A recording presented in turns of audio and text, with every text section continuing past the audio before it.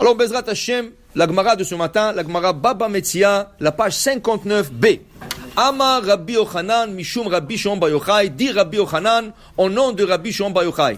Noach lo la Adam, shiapil atzmo lekivshan ha'esh, ve'al yalbin penei chavero barabim. Il vaut mieux 2 fois sauter dans le feu et de ne pas embarrasser quelqu'un en public. Menalan, d'où ce qu'en prend cette halakha, mitamar. Tamar, alors c'est quoi l'histoire de Tamar? Tamar est la belle-fille de Yehuda. Tamar, Yehuda plutôt, il a 3 enfants. Onan et Shelah. Tamar est mariée à l'aîné, il décède. Alors, Yehuda demande à Tamar, à son 2e fils, Onan, de se marier avec Tamar. Il se marie, lui aussi il décède. Alors là, elle veut se marier avec le 3e, et Yehuda lui dit, écoute, le 3e est encore jeune.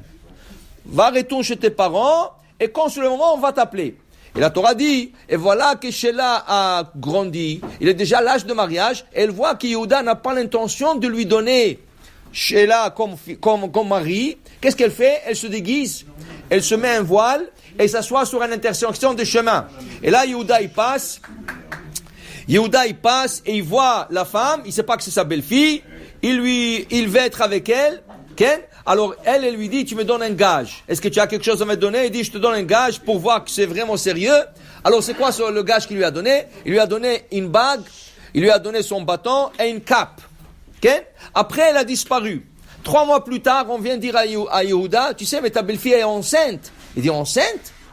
Elle n'est même pas mariée. Ça veut dire qu'elle a commis un acte d'adultère. À l'époque, ils étaient très, très sévères pour les actes d'adultère. Okay? Alors, ce qui est arrivé, tout de suite, Yehuda, il forme un tribunal. Qui fait partie de ce tribunal? Qui sont les Dayanim? Yehuda, son père, Yaakov Avinu, ses frères, Reuven, Shimon, Lévi, Yehuda, tout le monde sont, Am Israël, il y a beaucoup de juifs qui viennent pour voir. Et là, la fille, Tamar, est condamnée à mort. Srefa, pour la brûler. Okay? Parce qu'elle a trompé. Pourquoi Srefa? Parce que c'est une fille de Cohen. Son arrière-grand-père, c'est Shem, fils de Noah, qui était un Cohen. Et la Torah dit, Ubatish Cohen, qui était Chel Iznot, Ba'esh Tisaref. Une fille de Cohen, qui a commis un acte d'adultère, quand elle est condamnée dans un tribunal, Ba'esh Tisaref. Qu'est-ce qui est arrivé? Elle veut pas dévoiler que c'est son beau-père qui est responsable. Elle dit, écoutez, elle a sorti la bague, elle a sorti le bâton et la cape, elle a dit, La ish asher elelo anochi hara.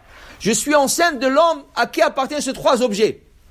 Yehuda, il voit les objets, il a reconnu, et tout de suite, devant tout le monde, devant son père, devant ses frères, devant tout le monde, il dit, ah, Mechila, mais c'est moi, le père de ces enfants-là.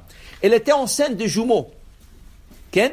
Elle était prête à recevoir sur elle la punition de rentrer dans le feu pour ne pas embarrasser Yehuda, qui en ce moment-là était devant son père, ses frères, Am Israël, et ne voulait pas lui faire honte. De là, on apprend, des fois, il vaut mieux de sauter dans le feu et de ne pas embarrasser quelqu'un en public. Elle allait l'embarrasser en public, elle a préféré de ne pas le faire et sauter dans le feu. Baruch Hashem, elle a été sauvée grâce que Yehuda était assez fort de dire Mimeni, Tzadeka Mimeni. Elle c'est un tzadeket, elle a raison, c'est moi le responsable. Ken? Et là, Akadosh Baruch Hu lui dit à Yehuda, tu sais Yehuda, qu'est-ce que tu viens de faire maintenant? Tu viens d'admettre et ne pas avoir honte. Le peuple d'Israël s'appelait jusqu'à cette époque Béné Israël. Béné Israël. À partir de là, on va s'appeler Yehudim à cause de Yehuda.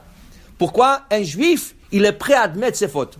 Si tu n'admets pas tes fautes, ça veut dire qu'il te manque quelque chose. Un juif, de temps en temps, il faut qu'il dise Chatati, Awiti, Pashati. Oui, Yehuda, il a admis. Oui, ça lui a fait honte, une grande honte. Mais il a admis. Ici, la Gemara te dit, alors voilà, qu'est-ce qu'on apprend de ça? De ne pas faire honte à quelqu'un en public. Continue la Gemara. Et la Gemara nous enseigne. Il dit la Gemara, l'otonu ishetamito, faites attention de ne pas abuser de paroles de quelqu'un. De qui on parle? Amarav, leolam yadam zahir beonat ishto. On parle de ta femme. La femme fait attention de ne pas l'abuser de paroles. Pourquoi? Il dit, mitor shedim ata metsuya, ona ata kirova. La femme, ses larmes, elles coulent vite. Les larmes de la femme coulent vite. Et miyom shenecha bet hamikdash, dit Rabbi Elazar, nin'alu sharet tefila. De passer dans le ciel avec ta prière, c'est difficile, mais de passer dans le ciel avec les larmes, c'est plus facile. Alors la femme, quand elle pleure, Dieu écoute. Alors fais attention de ne pas abuser des paroles de ta femme. Tu lui dis, ah, tu es agressif, comme tu manges pas. Et tu lui dis, pourquoi tu as acheté ça? Tu sais, on va arriver au contraire. Alors ici, il dit que la leçon aujourd'hui, c'est respecter sa femme. Okay?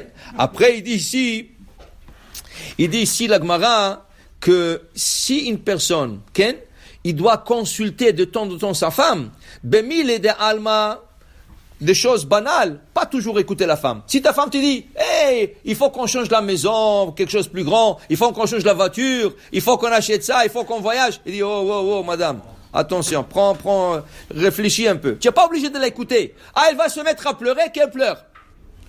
C'est pas parce que elle pleure chaque fois. Il faut que ça soit des choses valables. Il faut pas l'abuser de paroles. Mais si elle te pleure pour changer la maison, qu'elle pleure. C'est pas la fin du monde, okay? Mais il te dit ici, bemili de beta. Quand il s'agit de la maison, gérer la maison, écoute ta femme. D'où on apprend ça de Sarah et Abraham.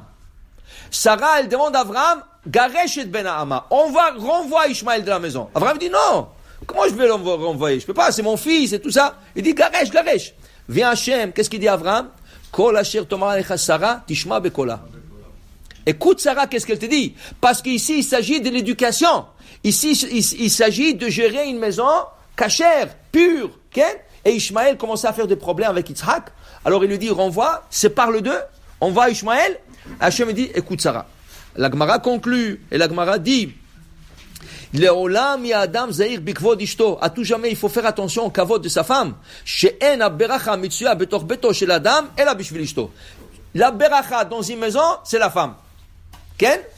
C'est la femme qui met la bracha à la maison. Et il dit ici, Shene'emar, comme il a dit, où Avram etiv ba'avura. Avram est devenu très riche. Au début, Avram n'avait pas de moyens.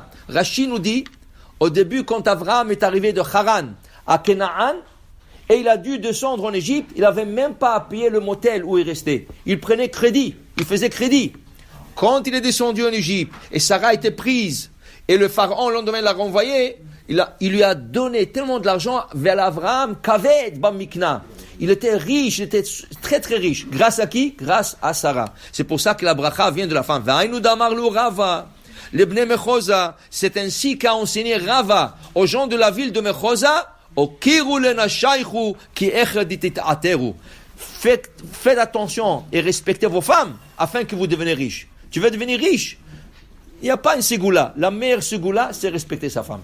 Tu respectes ta femme, tu as la richesse. Baruch Adonai le'olam. Amen ve amen.